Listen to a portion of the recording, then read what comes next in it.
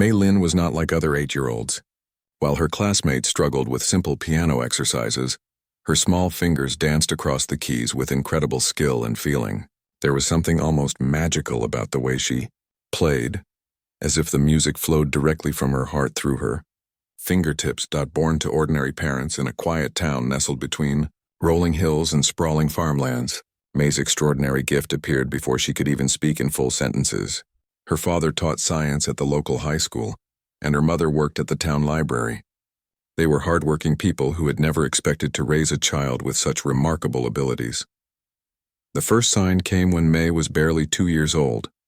Her parents had placed a small toy keyboard in the living room, thinking it might keep her entertained. Most toddlers would have simply banged on the colorful plastic keys, delighting in the noise. But Mei was different. She would sit for hours, her tiny fingers pressing the keys with surprising gentleness, creating patterns that almost resembled real songs. "Do you think that's normal?" her father whispered to her mother one evening as they watched their daughter from the kitchen doorway. Her mother shrugged, uncertain. "My cousin played piano. Maybe it runs in the family."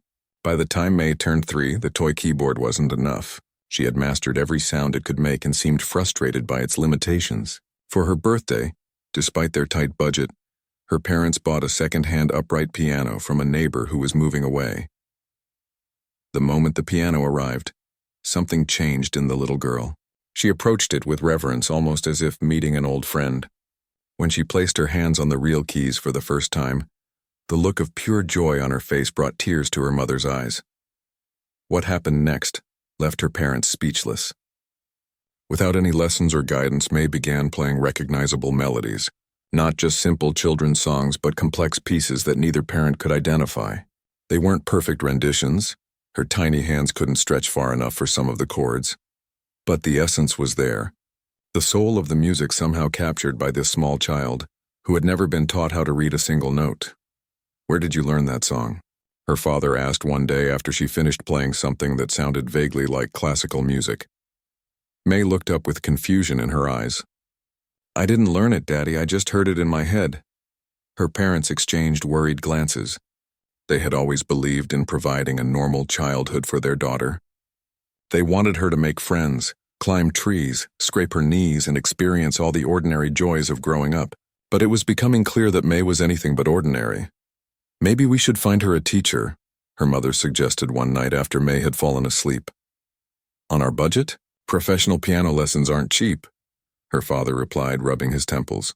"And who around here would even know how to teach someone like her?" They lived in a small town where formal music education was limited to the school band program that began in 5th grade. The nearest city with conservatory-trained teachers was over an hour's drive away, not feasible with their work schedules and single-car. Word of Mei's unusual talent began to spread through their close-knit community. It started with neighbors who heard the music drifting through open windows on warm spring days. Then the librarians who worked with her mother noticed the little girl humming complex melodies as she browsed the children's section. Soon people were asking if Mei could play at community events and church gatherings. Her parents were cautious. They didn't want to push their daughter into performing if she wasn't ready. Didn't want her to feel like a circus attraction rather than a child. But Mei loved playing for others. She seemed to come alive in front of an audience, her natural shyness melting away as soon as her fingers touched the keys. By age 5, Mei was playing pieces that high school students struggled with. She could hear a song once on the radio and reproduce it almost perfectly. Even more remarkably, she began creating her own compositions. Beautiful, haunting melodies that seemed impossible for someone so young to conceive. It's like she has entire symphonies living inside her. Her 4th grade teacher commented after watching Mei play at the school talent show. "I've never seen anything like it in 30 years of teaching." What made Mei's gift even more extraordinary was that she couldn't read music. Traditional notation made little sense to her. The dots and lines on the page seemed disconnected from the sounds in her head. When her parents finally managed to arrange occasional lessons with a retired music teacher who lived in their town, the woman was baffled by Mei's approach. "She plays by feeling, not by reading," the teacher explained after their 3rd lesson. "I can show her where middle C is on the page and on the keyboard, but she doesn't need that connection. She just knows." The teacher, Mrs. Zhao, was in her 70s. Her hands, now gnarled with arthritis, had once danced across piano keys on stages in Shanghai and Beijing before she immigrated to America. She recognized something in May that others had missed, not just talent, but a rare form of musical intelligence that appeared perhaps once in a generation. "I cannot teach her in the conventional way," Mrs. Zhao told May's parents, "but I can help guide her gift." And so began an unusual arrangement. Twice a week after school, May would visit Mrs. Zhao's small house with its 2 grand pianos, relics from the woman's performing days. They didn't work through standard lesson books or practice scales for hours. Instead, they played together, the elderly woman and the young child, having conversations through music rather than words. Mrs. Zhao would start a melody and May would answer it, elaborating and transforming the theme in ways that left the old teacher shaking her head in wonder. Sometimes they would sit silently, listening to recordings of the great masters, Bach, Mozart, Chopin, Debussy, and discuss not the technical aspects of the performances but the emotions they evoked. "Close your eyes," Mrs. Zhao would instruct.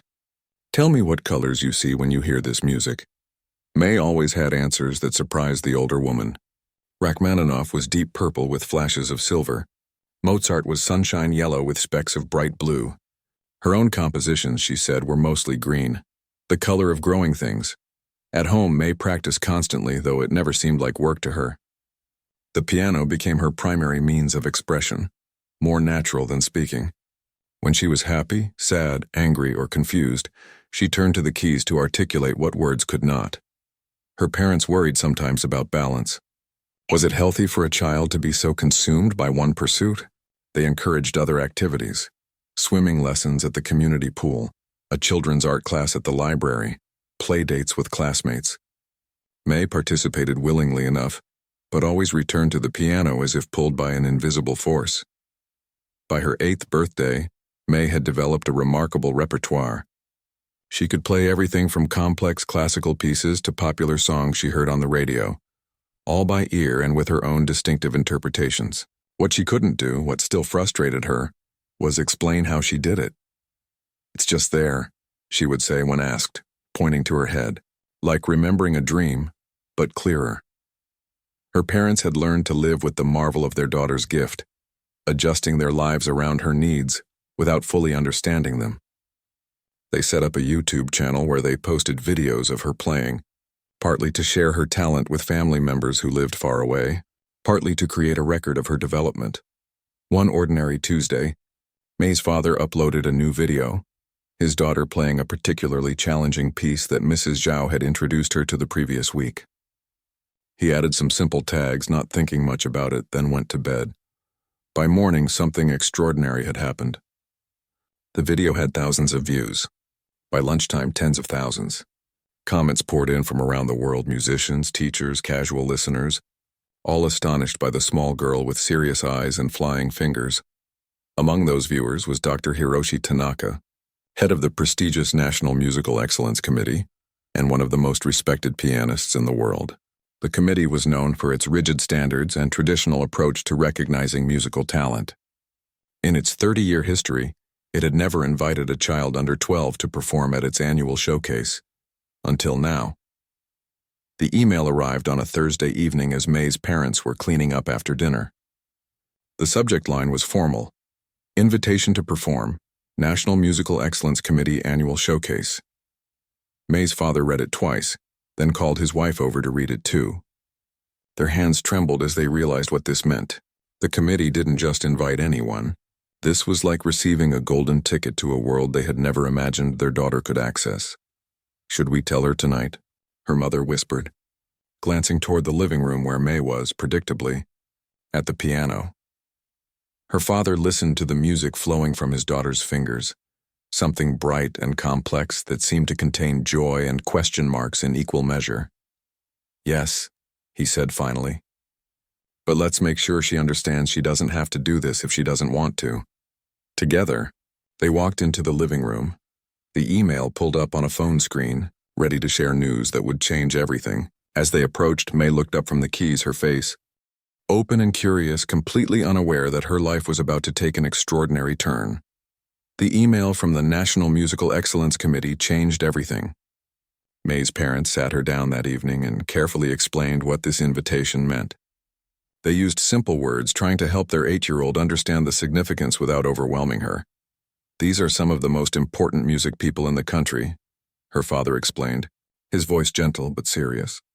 "They almost never invite children your age to play for them." May nodded, her legs swinging beneath the kitchen chair, not quite reaching the floor. "Mrs. Zhao told me about them once. She said they're very particular." Her mother smiled at the grown-up word coming from her daughter's mouth. "Yes, that's a good way to put it. They're very particular." "And they want to hear you play? Because of the video?" May asked. The video, what had started as a simple recording to share with distant relatives, had somehow caught fire online, spreading from music forums to social media platforms, eventually landing in front of people who could open doors May's parents had never imagined possible. "Yes, because of the video," her father confirmed. "It has over 2 million views now." He still couldn't quite believe it himself. May considered this information with the straightforward practicality that often surprised adults who knew her. "When would I have to play for them?" "In 3 weeks. We would need to travel to the city. It's about a 5-hour drive. Can Mrs. Zhao come too? I think I'd be less nervous if she was there." Her parents exchanged glances. They hadn't thought about bringing May's teacher along, but it made perfect sense. The elderly woman had become more than just a piano instructor.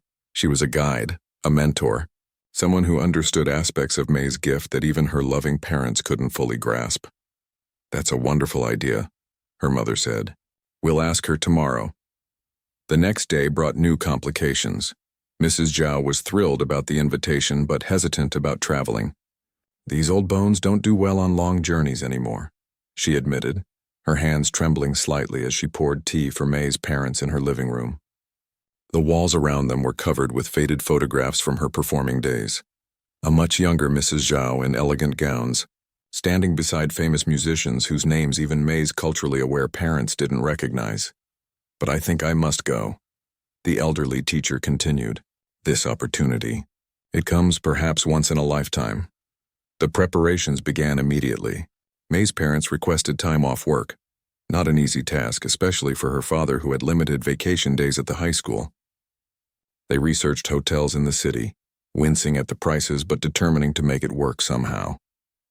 May's mother called the committee office to confirm details and was startled by the formal, almost cold response she received. The committee expects all performers to prepare a piece of their choosing and to be ready to perform a second piece selected by the judges on the day, the administrator informed her.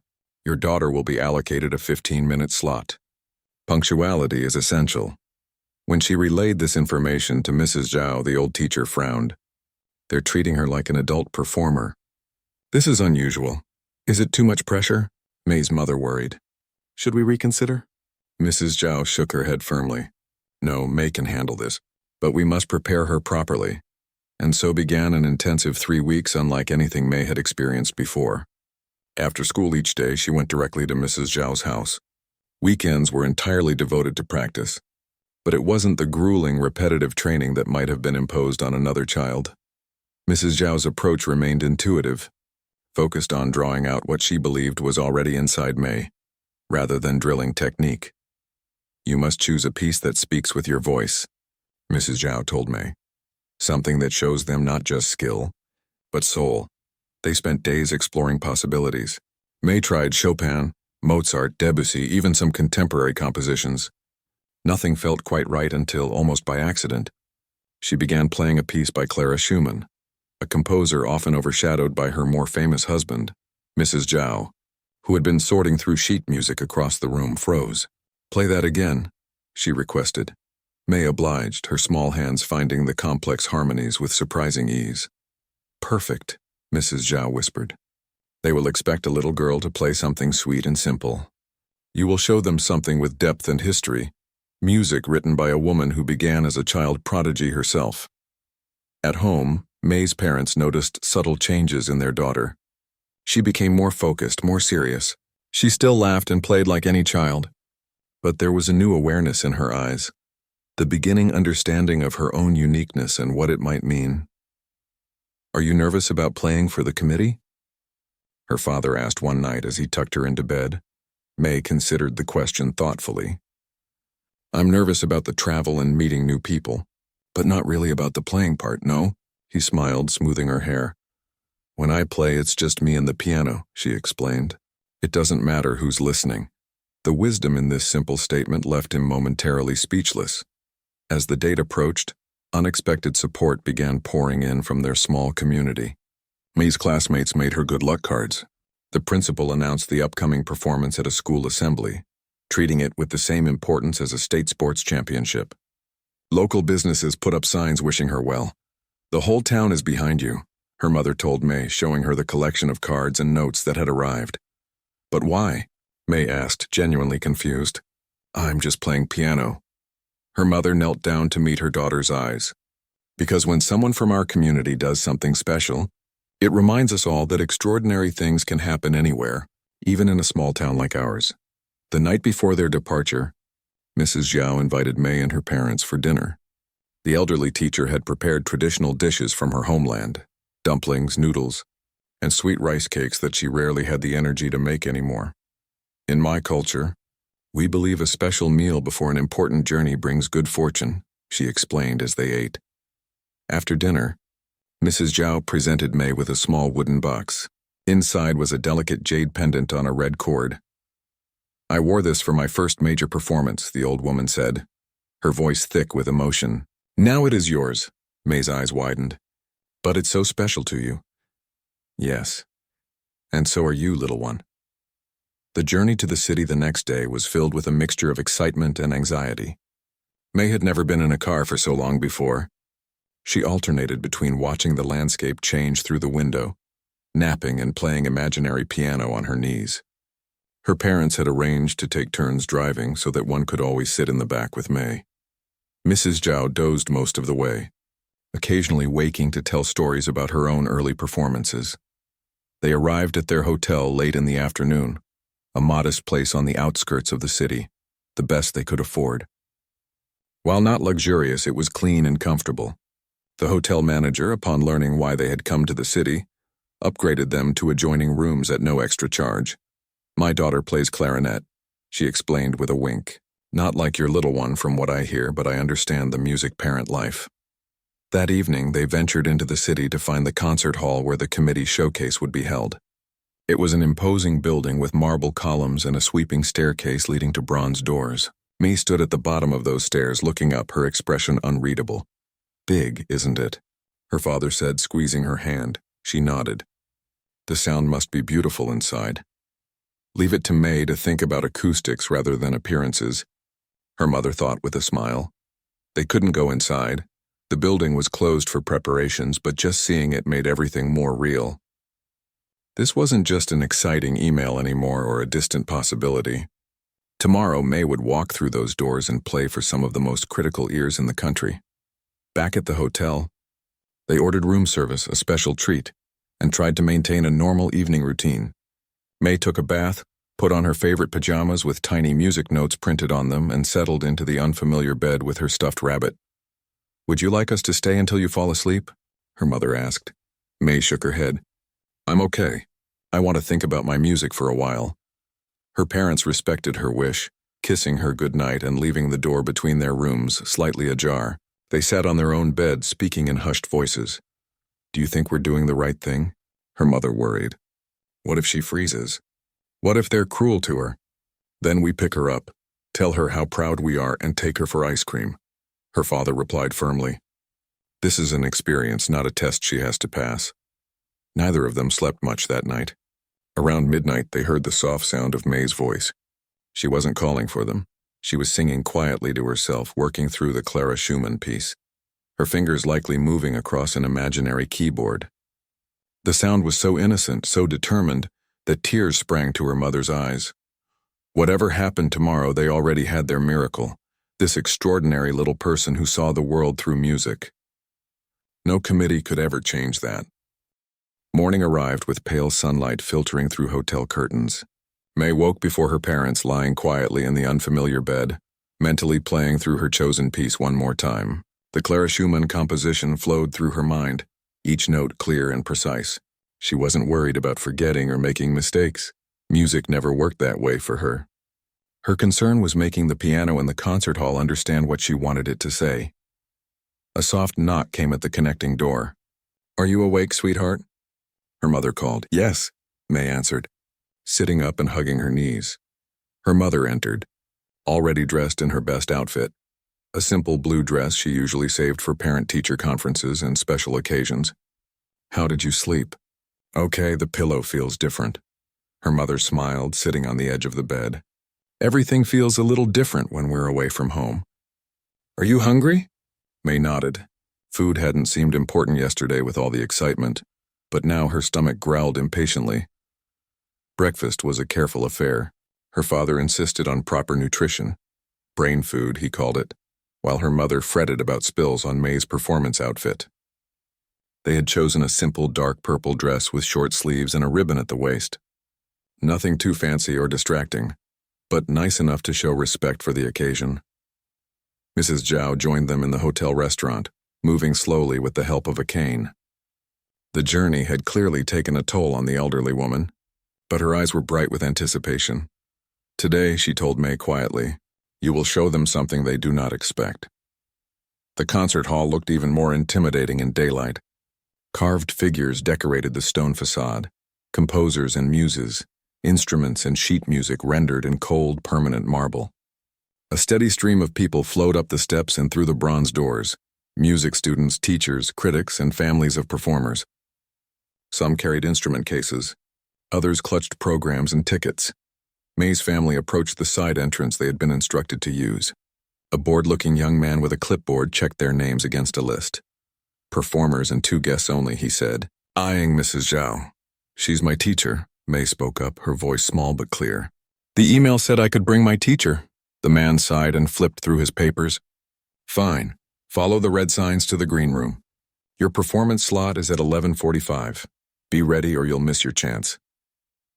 They navigated a maze of hallways following the promised red signs. The green room wasn't actually green at all, but a large wood-paneled space filled with nervous performers and their supporters. Some paced. Others sat perfectly still with eyes closed. A teenager with a violin tucked under his arm played silent scales with his left hand. 2 girls in formal dresses whispered intensely in a corner. May's parents found seats along the wall. Mrs. Zhao settled beside them, with a grateful sigh. They'll call your name when it's time, her father explained. Would you like to find a quiet corner to wait? May shook her head. She was watching the other performers with curious eyes, taking in the different ways people prepared themselves. Unlike them, she felt no need to review or practice. The music was already inside her, ready to emerge. A severe-looking woman with a tight gray bun entered the room. The committee is ready to begin. First performers, please follow me. The morning crawled by. Occasionally, they heard distant applause through the walls. Performers returned to the green room with various expressions: relief, disappointment, satisfaction, tears. May watched it all with quiet interest. At precisely 11:30, the gray-bunned woman reappeared. Mei Lin, she called. May stood, smoothing her purple dress. Her parents and Mrs. Zhao rose too. Only the performer, the woman stated firmly. May's mother started to protest, but Mrs. Zhao placed a gentle hand on her arm. It's okay, the elderly teacher said. May is ready. May looked back at her family, gave a small nod of reassurance, and followed the woman through a different door than the other performers had used. The committee has a special interest in your case, the woman explained as they walked briskly down another hallway. You'll be performing in the main auditorium rather than the recital room. May said nothing, taking smaller steps to keep up with the woman's long strides. They stopped before a set of heavy wooden doors. They're waiting. Go to the piano, bow, and begin your prepared piece. After that, they'll give you further instructions. The doors swung open and May stepped into a cavernous space. The main auditorium was designed to seat over 1,000 people, with balconies and boxes rising in elegant tiers toward a distant ceiling. Today, however, it was nearly empty. In the front row, 5 people sat with considerable space between them. 3 men and 2 women, all with the composed, slightly impatient expressions of people accustomed to judging others. At center stage stood a magnificent grand piano, its black surface gleaming under the spotlights. The sight of it made May's heart beat faster, not with fear but with longing to touch those keys, to discover what sounds this magnificent instrument could make. The walk to the piano felt longer than the entire journey to the city. Each step echoed in the vast space. When she finally reached the instrument, May turned and bowed as she'd been instructed. From the audience, she heard a soft murmur but couldn't make out the words. A man in the center of the judges' row stood up. He was tall and thin with wire-rimmed glasses and silver hair cut very short. "You are May Lin?" His voice carried easily in the perfect acoustics of the hall.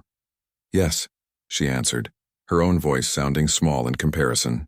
"I am Dr. Tanaka, chairman of the committee. You may begin with your prepared piece."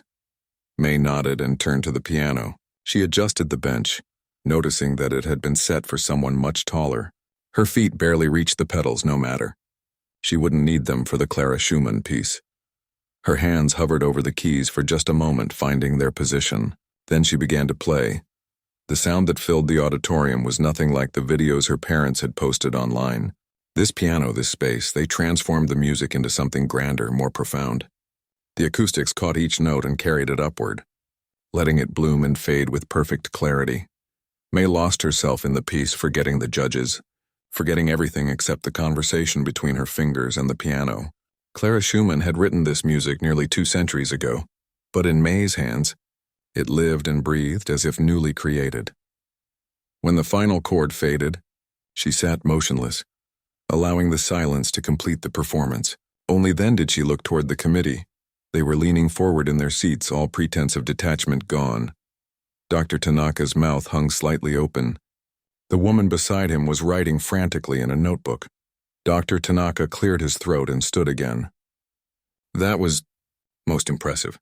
Now, as is our custom, we would like you to perform a piece of our choosing."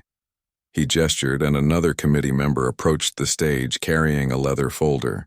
The woman, short with curly red hair and sharp eyes, handed May a sheaf of sheet music. "This is Rachmaninoff's Piano Concerto No. 3, third movement," she explained. "One of the most technically challenging pieces in the classical repertoire." May looked down at the pages. They were dense with notes, black dots swimming across lines, clustering in complex patterns. To most pianists, this represented weeks or months of practice. Many professional musicians approached this particular piece with caution. "Take a few minutes to look it over," the woman said, her tone suggesting she was being unusually generous. "We understand this is likely beyond your current abilities, but we'd like to see how you approach difficult material." What the committee couldn't understand, was that the dots and lines on the paper meant little to May. She could read music, of course. Mrs. Zhao had insisted on teaching her the basics of notation, but it wasn't how she learned pieces. May studied the sheets, turning pages, her eyes moving quickly. The committee members exchanged glances. Assuming she was overwhelmed, Dr. Tanaka checked his watch. "When you're ready," he said after barely 30 seconds, "you may attempt as much of the piece as you feel comfortable with. Don't worry if you can only play the opening measures."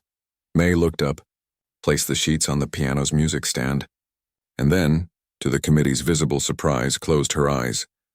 The opening notes of Rachmaninoff's masterpiece filled the hall, played not with the hesitation of someone sight-reading, but with the confidence of deep familiarity. May's small hands stretched and leaped across the keyboard, finding impossible reaches, creating cascades of sound that seemed beyond the capabilities of her 8-year-old fingers. In the green room, her parents and Mrs. Zhao heard the music through the walls. The elderly teacher gasped, recognizing the piece instantly. "That's not what we prepared," May's mother whispered, alarmed. "No," Mrs. Zhao agreed, a smile spreading across her weathered face. "That's what they prepared. And our May is showing them exactly who she is." Back in the auditorium, the committee sat in stunned silence as May continued through the movement.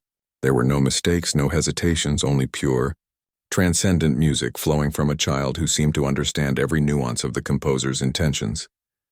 When she reached the final, thunderous chords, the sound reverberated through the hall like a physical force. Then silence fell once more. May opened her eyes and turned toward the judges. Dr. Tanaka stood up slowly, his face pale. The other committee members remained frozen in their seats. "Young lady," he said, his voice barely audible even in the perfect acoustics, "would you mind telling us how long you studied that piece before coming here today?" May looked confused. "I didn't study it. I just read it now. That's impossible, the red-haired woman stated flatly. No one can sight-read Rachmaninoff at that level. No one. May didn't know how to explain that the notes on the page had simply formed patterns in her mind, patterns that translated instantly to her fingers. She didn't know that what she had just done was considered impossible by every musical standard. "I'm sorry," she said, thinking she had somehow disappointed them despite playing every note correctly. Dr. Tanaka shook his head slowly, then did something the other committee members had never seen in all their years. Working with him, he smiled. The silence that followed May's performance stretched for what felt like minutes. Dr. Tanaka's smile, so unexpected, so out of character, had stunned the other committee members almost as much as the little girls playing. "Perhaps," he said finally, addressing his colleagues rather than May, "we should invite her parents and teacher to join us." The red-haired woman pressed a button on the arm of her seat, and moments later, a side door opened. May's parents and Mrs. Zhao entered, looking anxious until they saw their daughter still sitting calmly at the piano, apparently untroubled by whatever had just happened. "Mr. and Mrs. Lin, please join us," Dr. Tanaka called, gesturing to empty seats in the front row. "And you must be the teacher," he added, nodding toward Mrs. Zhao. As they made their way down the aisle, May slid off the piano bench and ran to meet them. "Did you hear?" She whispered excitedly to Mrs. Zhao. "The piano here sounds amazing." The elderly teacher squeezed her hand. "We heard. You honored the instrument, little one." Once everyone was seated, Dr. Tanaka introduced himself and the other committee members. Professor Chen, the music theorist. Dr. Wilson, the concert pianist. Ms. Rodriguez, the conservatory director. And Dr. Patel, the composer. Each nodded politely, their expressions a mixture of disbelief and barely contained excitement. "What we have witnessed today," Dr. Tanaka began, his formal tone at odds with the light in his eyes, "is, without exaggeration, unprecedented in the committee's history." May's parents exchanged nervous glances. They had always known their daughter was special, but hearing it confirmed by such authorities made it suddenly more real and more frightening. "The piece we asked May to play," Dr. Tanaka continued, "was deliberately chosen to be beyond the capabilities of even talented young pianists. It was frankly a test we expected her to fail, or at most, to struggle through a few measures." May's father frowned at this, not liking the idea of his child being set up for failure. "Instead," Dr. Patel cut in, leaning forward, "she performed it flawlessly. Not just technically correct, though that alone would be remarkable, but with interpretation and emotion that pianists spend decades trying to achieve." "How did she prepare for this?" Ms. Rodriguez asked, her sharp eyes moving from May to her parents. "Who has been coaching her?" Mrs. Zhao spoke up, her voice thin but clear. "May learns differently than other students. She hears the music in her head after seeing it once. I have only guided her, not taught her in the traditional sense." Professor Chen shook his head. "That's not possible. The human brain doesn't work that way. There must be some trick. Perhaps she has heard this specific recording many times." "No," May's mother replied firmly. "She hasn't. We don't even own any Rachmaninoff recordings." Dr. Wilson, who had been quietly observing, finally spoke. "I believe them." All eyes turned to her. "I've judged piano competitions for 30 years. I know what extensive preparation looks, sounds, and feels like. This child wasn't reproducing a memorized performance, she was creating her own interpretation, right before our eyes." "Would it be possible," Dr. Tanaka asked carefully, "to test this ability once more, with a piece we can be certain she has never encountered?" May's father started to object, but Mrs. Zhao placed a hand on his arm. "It's okay," she said. "May doesn't mind." "Do you, little one?" May, who had been listening to this adult conversation with curious detachment, shook her head. "I can play another piece. I have something that might work," Dr. Patel offered. He opened his briefcase and removed several sheets of handwritten musical notation. "This is a piece I completed last week. It has never been published or performed. No recordings exist because no one has ever played it." He handed the pages to Dr. Tanaka, who examined them briefly. "This looks suitably complex," Dr. Tanaka confirmed, then turned to May. "Would you be willing to try this?" May nodded and returned to the piano. Dr. Tanaka brought the handwritten score to her, placing it on the music stand. "Take as much time as you need to look it over," he said gently. May studied the pages, her eyes moving quickly across the notes. Everyone watched in tense silence. After less than a minute, she looked up at Dr. Patel. The part in the middle, the tempo changes very suddenly. Dr. Patel's eyebrows shot up. Yes, that's intentional. It represents a shift in emotional perspective. May nodded thoughtfully. I understand. Then she began to play. The piece was modern, with challenging harmonies and rhythmic structures that would have troubled many professional pianists. Yet May navigated it with the same apparent ease she had shown with the Rachmaninoff. More surprisingly, she seemed to understand the emotional core of the composition, the moments of tension and release, the subtle shifts in mood that Dr. Patel had carefully crafted.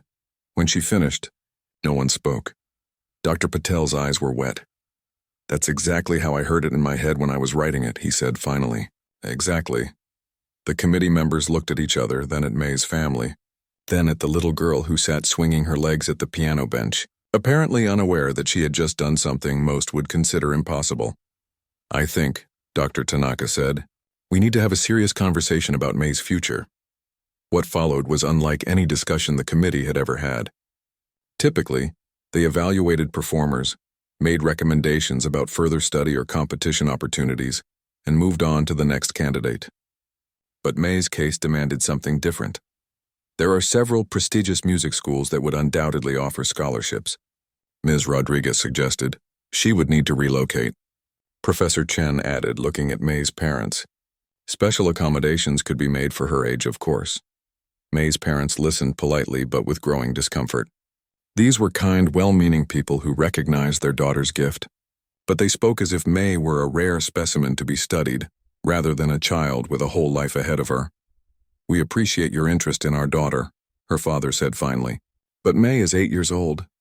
Her education, all aspects of it, is important to us. So is her happiness. We're not prepared to uproot our family or send her away, no matter how prestigious the opportunity. The committee members looked surprised, as if it had never occurred to them that these ordinary parents might decline what they saw as an incredible opportunity. Mrs. Zhao spoke up again. If I may offer a perspective, she said, I was identified as a prodigy in my youth. I was sent to a special music school at age 10, away from my family. I practiced 8 hours a day.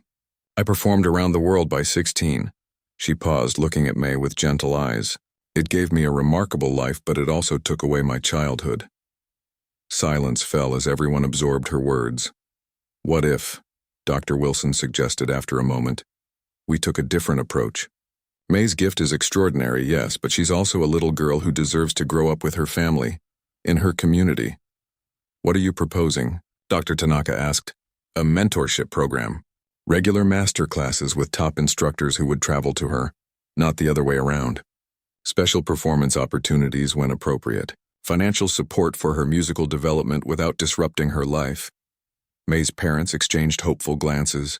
I would be willing to travel to work with her monthly, Dr. Wilson continued. I suspect others would volunteer as well. She looked meaningfully at her colleagues. The committee has resources, Dr. Tanaka acknowledged. We've never used them quite this way before, but...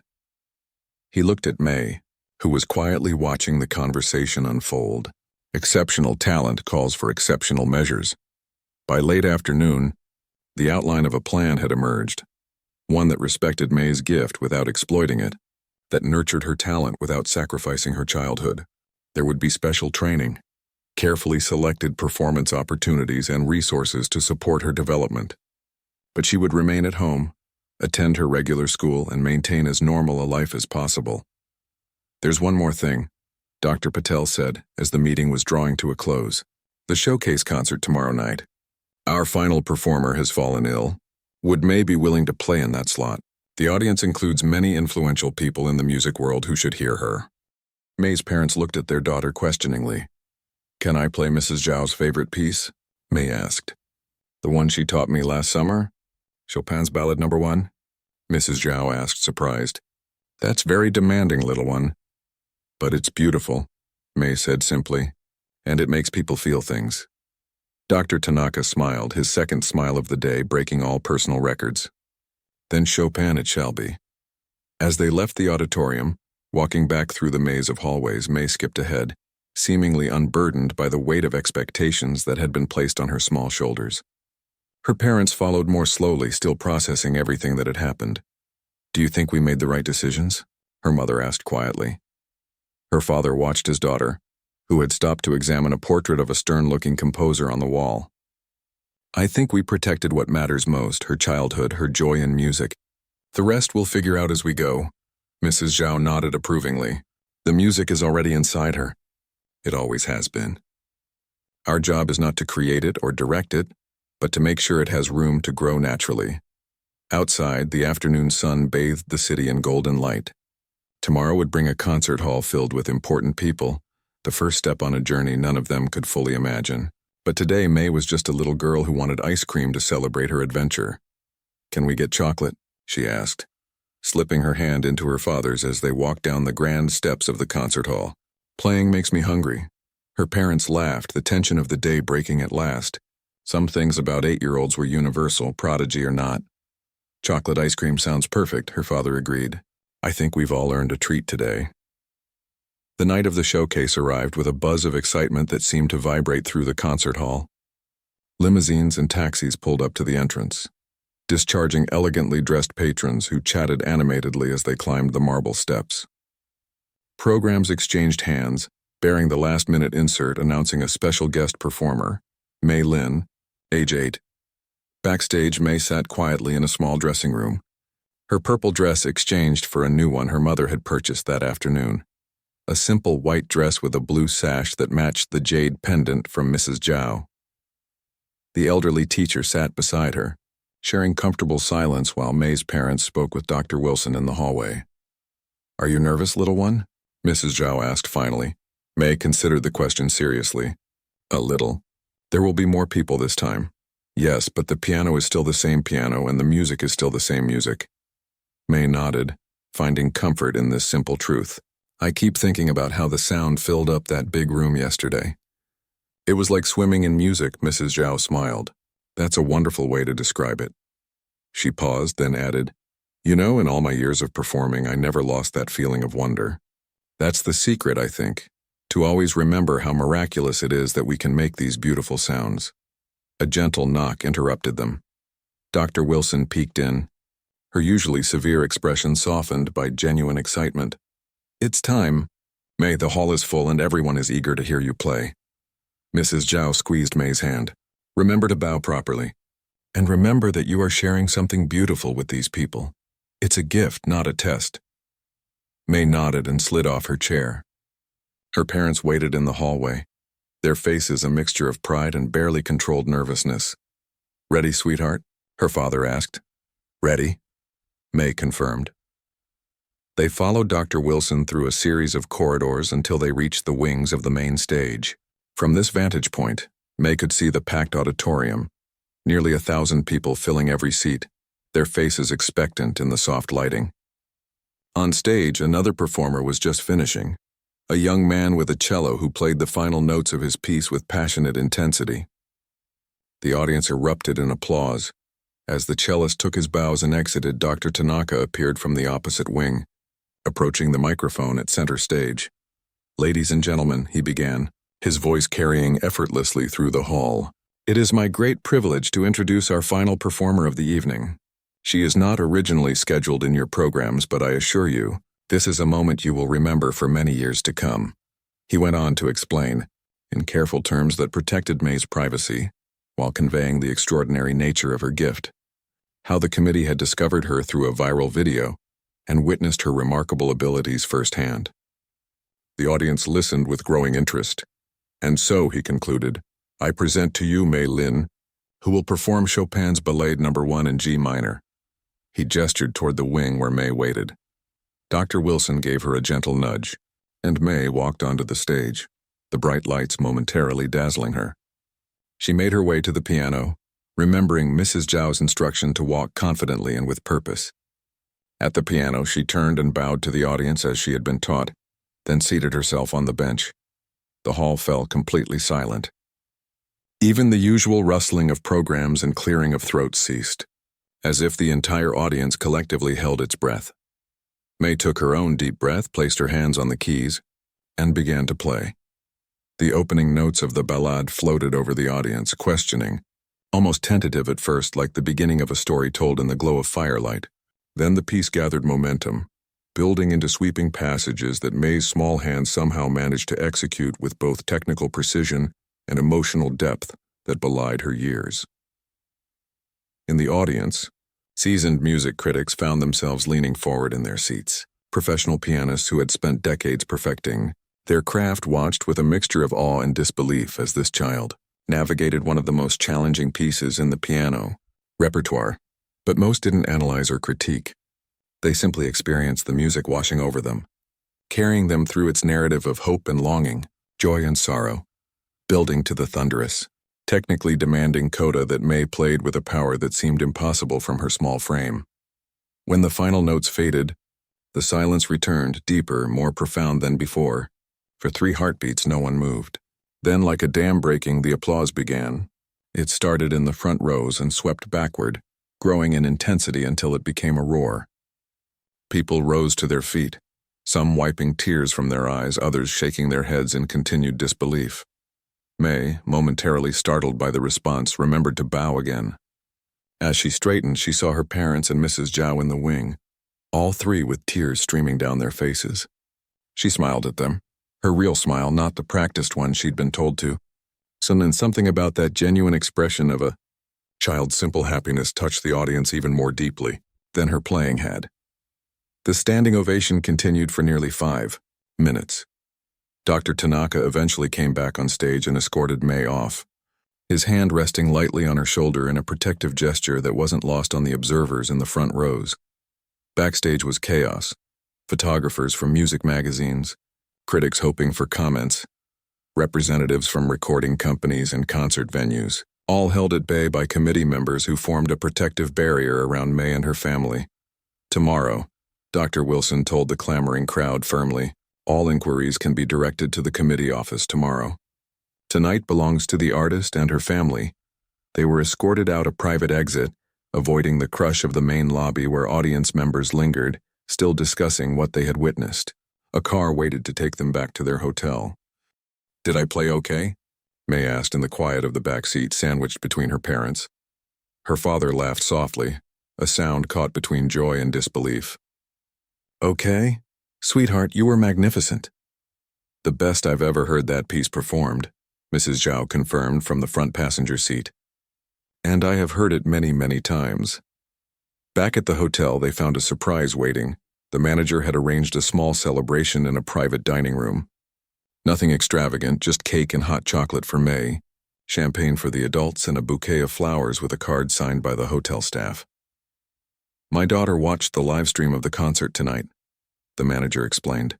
"She's the one who plays clarinet. She said it was like watching magic happen." Later, tucked into bed with her stuffed rabbit, May seemed remarkably unaffected by the events of the evening. She yawned as her mother smoothed her hair back from her forehead. "Tomorrow we go home?" she asked sleepily. "Yes, sweetheart. Back to our house in your own bed." "Good," May murmured. "I miss my books." "And can I still go to Lily's birthday party on Saturday?"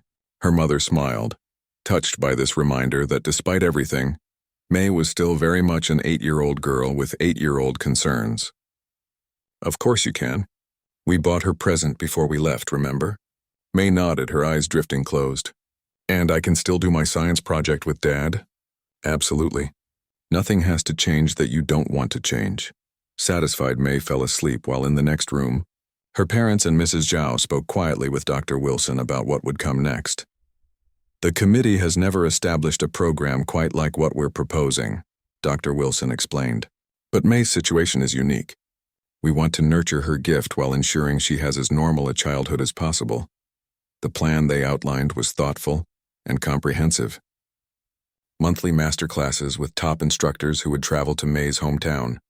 A specially selected series of performance opportunities, limited in number to avoid exhaustion or burnout.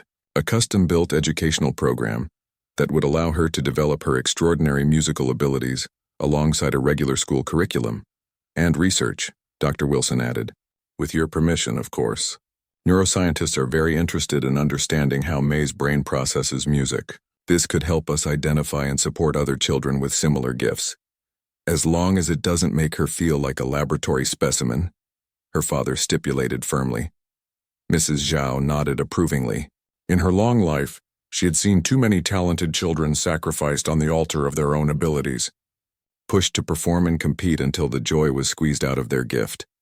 The most important thing, she said, is that May continues to love music. Everything else is secondary. 6 months later, life had found a new rhythm. May still attended her regular school, still had playdates with friends, still built science projects with her father, and went to the library with her mother. But there were new elements too. The soundproofed music room added to their house, the weekly video calls with instructors from around the world, the carefully selected concerts where she shared her gift with appreciative audiences. The research revealed what many had suspected. May's brain processed music differently than most people's, allowing her to absorb and reproduce complex compositions after minimal exposure. Similar abilities had been documented in mathematical prodigies and certain artistic savants. But the combination of May's particular gifts was unique in the scientific literature. More importantly, she remained a happy child who happened to have an extraordinary ability. The joy she found in music continued to grow, expanding to include composition, her own pieces that combined classical structures with a distinctive voice that was entirely her own. "Do you think I'll be a famous pianist when I grow up?" she asked Mrs. Zhao one afternoon as they sat together at the piano, working on one of May's compositions. The elderly teacher considered the question carefully. "I think you will be whatever you choose to be, little one. Your gift gives you options but not obligations." May nodded, satisfied with this answer. Then her fingers found the keys again, and the room filled with music that seemed to contain all the possibilities of her future. Bright, complex, and entirely her own.